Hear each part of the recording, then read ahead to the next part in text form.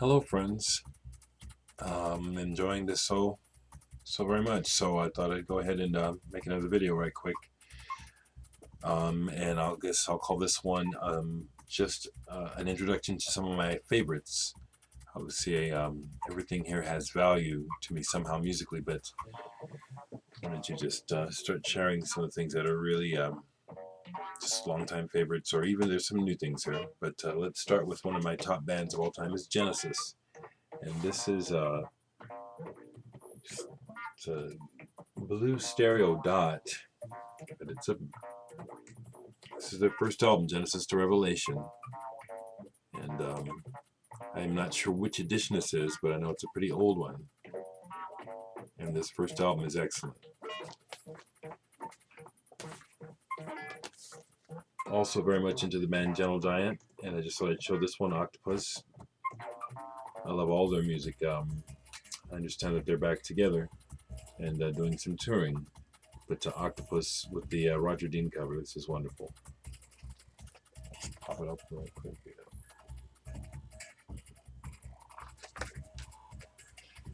Another G band, the illustrious Gong, and this is Gong's first album. I had the pleasure of meeting them in 1996. As you can see, they signed it for me. David and Gilly and Didier Malherbe were just really, really nice. But Gong, when it comes to the evolution of prog, psychedelic, and just far-reaching rock, Gong and David Allen, much respect. You need to at least hear this music. If you don't like it, you introduce yourself to it. This came out in 1969. I love the Italian school, and this is one of the wonderful bands, Latte, Miele, Tea and Milk, Papillon. This is a 180-gram vinyl reissue out of Korea, and this is a fantastic album. With the booklet going on and everything here, and on top of that, they really did it up for me because it's on red vinyl.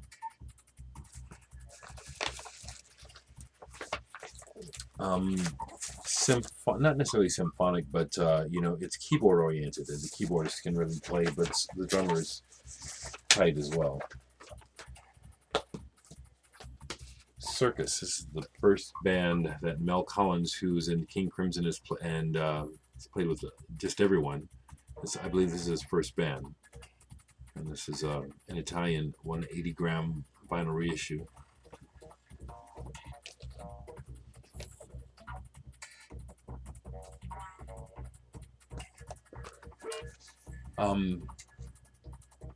You can use the word progressive, but it's really kind of like jazzy, trying to do jazzy versions of like Norwegian wood. Good band though, off to a good start. Forest, UK band that these guys weren't really folkies, but they were doing folk, and I think that somehow that's part of why I like it so much, because it's kind of like, you can tell it's these young guys who, well, they really love it, but they don't really have a lot of experience with it, but the passion comes through. And this is a 180-gram numbered numbered reissue. Forest. They put out 2 albums. This is the first one, really good. One of my holy grails in my collection, besides the Genesis and many others, is the band Soft Machine, and in particular, Third. This album needs to be experienced. I was talking about Terry Riley, or showed him in one of my more recent things, and Soft Machine, actually, before I heard Terry Riley, I heard Soft Machine on this Out Bloody Rageous, which is a very similar concept, to the whole Philip Glass Terry Riley thing. This is just a fantastic record. I just can't recommend it enough.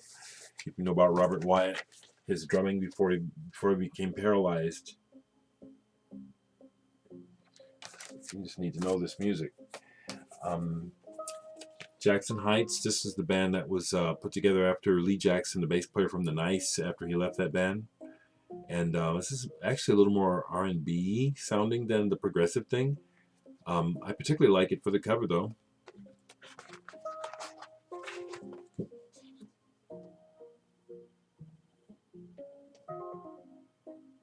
Pretty cool stuff. By the way, what we're listening to is the first solo album by Dapose of The Faint. Someone I know a bit personally, consider him a musical friend. Positive feedback. Another recent fave of mine is the first Battles album. This guy's kick-ass.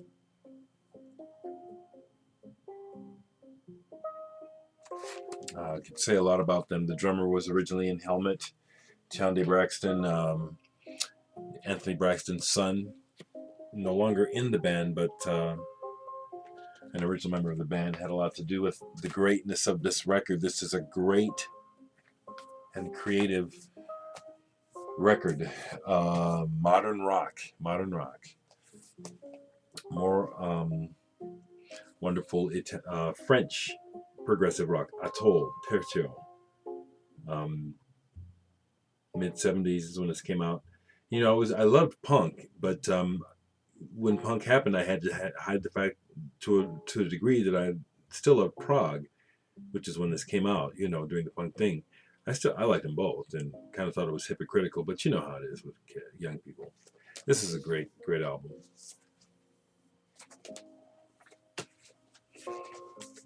One of the early greats of German rock, Amon, Duul 2, and Dance of the Lemmings. And talk about psychedelic music and graphics. This is one of my favorites. Just love their records and the whole completely trippy aspect to everything.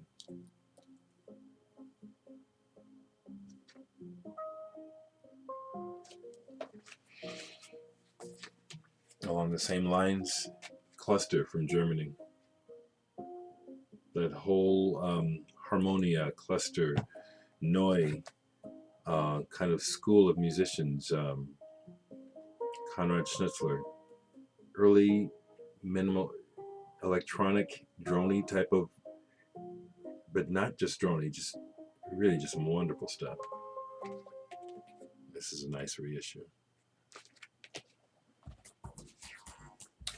So of course, because I love Genesis, I love Peter Gabriel, because it was that era that was the best to me. And here is his album Security, but in German, Deutsche album. I don't know that you see this very often, but he sings the whole, all the songs in German, and the mixes are slightly different as well, which is cool.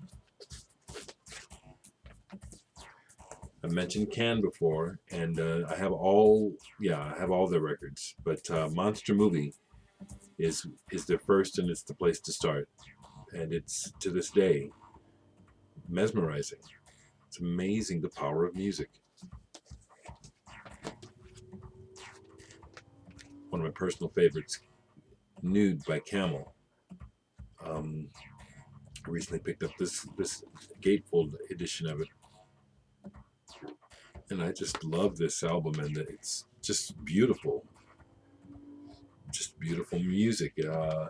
Progressive rock, you know, in that there's flute, the guitar, and the keyboards, and the songs go through a lot of changes, but you know, ultimately it's just like, it's music that's beautiful, and it kind of takes you to places. That's what I like about it. Brainticket. This is I think I've shown this before, but it's one of my favorites, and so here it is. Brainticket, Cottonwood Hill, and their first album, 2LP reissue on Bellaphon. Still pretty rare and hard to find, in some really wild, trippy stuff. It'll take you on a journey, and if you're of the faint-hearted, you might not make it back. Judging from what I'm saying about Soft Machine, you can tell that I'm a Canterbury fan, and it just reminded me of something I didn't pull out for this egg, but Hatfield in the North. This band, Dave Stewart, the keyboardist, who was originally in Arzakel, Egg, and Khan, put this together, and this is just an incredible piece of music. Very excellent. This is a Japanese. Love it. Henry Cowell, Unrest. Again, music for the adventurous, but in my opinion, just people don't get exposed, and so I think people getting exposed to this stuff might be surprised at what they get out of it. Now, Henry Cowell was one of those bands when I first heard them, I couldn't get it. It was just so thick. But I knew, I could tell, it was something I needed to understand. I needed to take my time with it. And sure enough, I listened to that first album until I finally got it, and it was like, whoa. Another great band from Italy, Premiata, Forneria, Marconi. When the World Became the World is this album in English, but this is the Italian original version on Numero Uno label. Just incredible musicians. I love good drummers, and Franz D. I don't know how to say his last name here in this band. Great drummer. Captain Beyond. One of the prototype heavy metal progressive firsts ever.